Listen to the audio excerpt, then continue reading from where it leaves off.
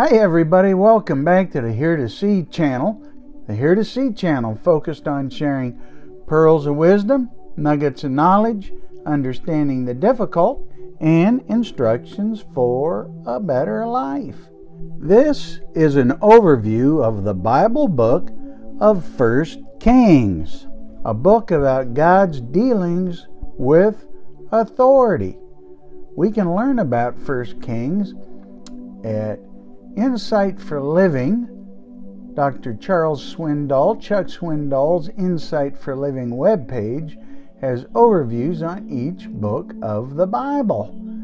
And this overview covers who wrote the book, where are we, why is 1 Kings so important, what's the big idea, and how do I apply this, and a very useful Bible study aid. First, who wrote the book? Like the books of 1st and 2nd Samuel, 1st and 2nd Kings originally were one book. In the Hebrew Bible, the book of Kings continued the narrative started in Samuel. The Septuagint separated them into two parts. We derive our English title Kings from Jerome's Vulgate, the Latin translation of the Bible.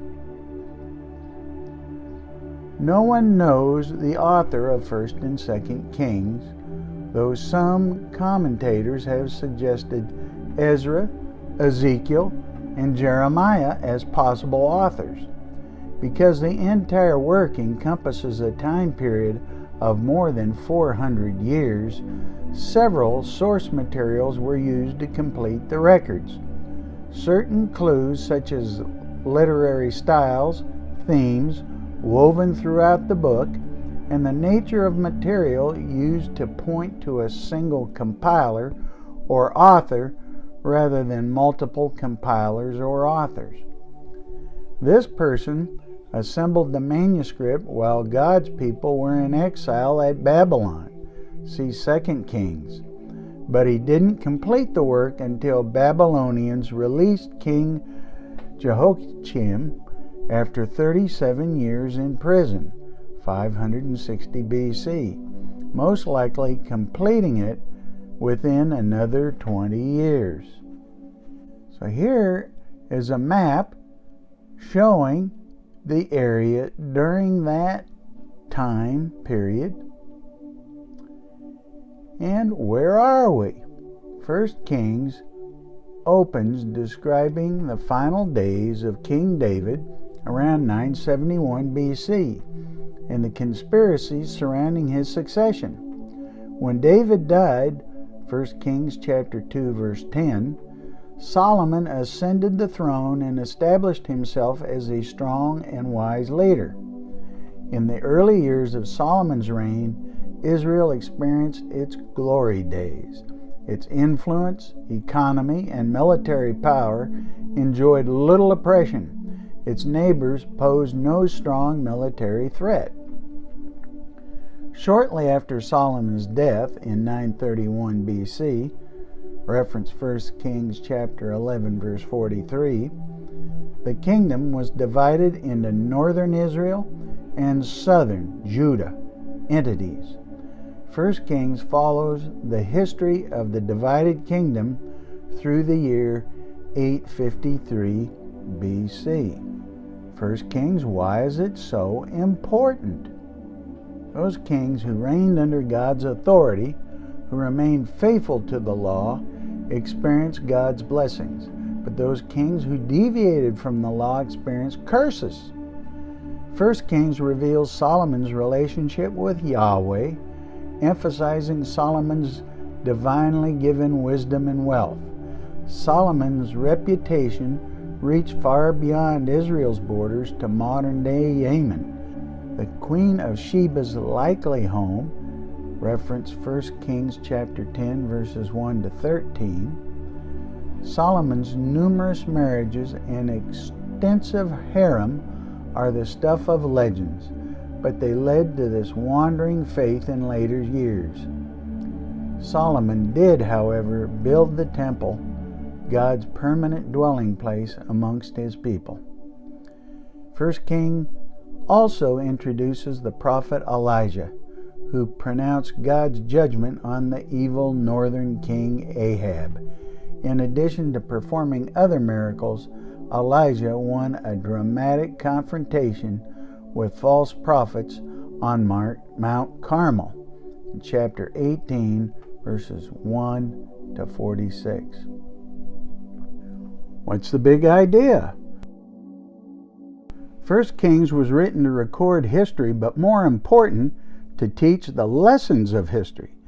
As with other historical books in the Old Testament, the history recorded here was meant to preserve not just important events, but spiritual truths learned through those events. In the books of 1st and 2nd Kings, each king is evaluated by his reaction towards his covenantal responsibility to the law of the Lord. That was the acid test of whether he did evil or that which was right in the eyes of the Lord. Readers will notice scathing rebukes of some kings, reports not typically recorded by purely historical writers. In addition to the kings, the prophets figure heavily in this book. They are God's spokesman, proclaiming his word to mostly hard-hearted rulers. It is through the prophet's eyes, always connecting the nation's fortune with its king's faithfulness, or lack thereof, that we learn the history of Israel and Judah. How do I apply this? Solomon was known as the wisest man of his day. He was arguably the wealthiest man of his time. He enjoyed God's favor in many ways, yet his legacy is tarnished by the faithlessness he displayed in his later years. In direct contradiction to God's command for a king not to multiply wives, Deuteronomy chapter 17, verse 17, Solomon married many foreign women. 1 King laments, when Solomon was old, his wives turned his heart away after other gods. Chapter 11, verse 4. Solomon began to rely on his fortune, his military might, his political alliances, instead of the God who gave all those blessings to him. He focused on the gifts, forgetting the giver. How often do you do the same? Are there any direct commands from God you are ignoring? Today, take time to recall the blessings in your life and then thank the Lord for them. Rely on Him, not on your possessions or position, in your source of strength and significance. Some trust in chariots and some in horses, but we trust in the name of the Lord our God. Psalm chapter 20, verse 7, NIV. Now let's take a look at the Bible study chart for 1 Kings provided by the Insight for Living webpage. You can see they have divided 1 Kings into 3 sections. 1 Kings chapters 1 through chapter 10 is Solomon in all his glory days.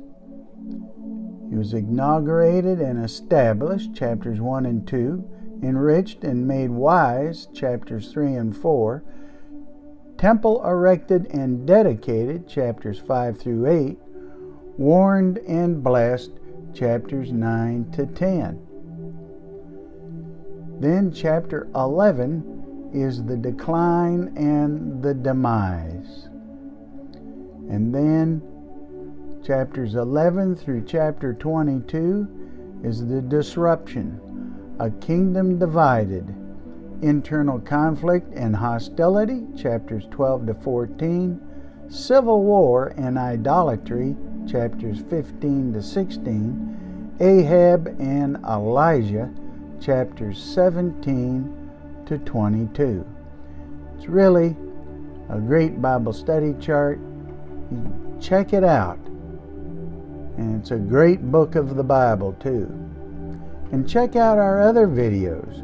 We have one Hear journal for each chapter of Proverbs, Mark, Acts, 1st and 2nd Corinthians, Psalms, Romans, Galatians, Job, Genesis, Exodus, Leviticus, Numbers, Deuteronomy, Joshua, Judges, Ruth, 1st and 2nd Samuel, and now 1st Kings. So check them out. We've got a Bible overview for each of them and a playlist for each chapter.